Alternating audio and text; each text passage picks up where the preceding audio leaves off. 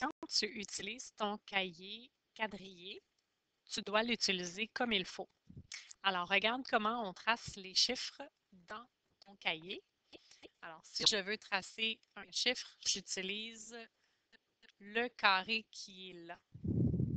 Alors, je vais essayer de mettre mon nombre à l'intérieur de ce carré, comme ceci. Si je fais un 1, ensuite je fais un 2, 3, 4, 5 et ainsi de suite.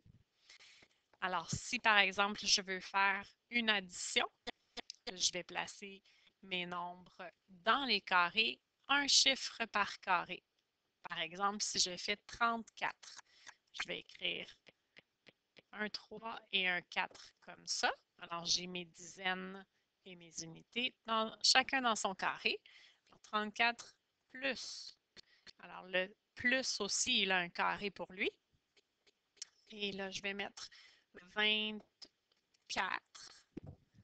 Alors, 34 plus 24. On voit que chaque chiffre est dans un carré.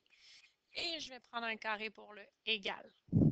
Ensuite, quand je vais faire mon dessin, j'utilise les lignes et les petits carrés pour faire mes dessins. Alors, si je veux faire 3 dizaines, 1, 2, 3, pour faire mes 4 unités, je fais mes unités dans les carrés. Et après, je peux aller faire les dizaines pour l'autre nombre et les unités. Après ça, c'est très clair.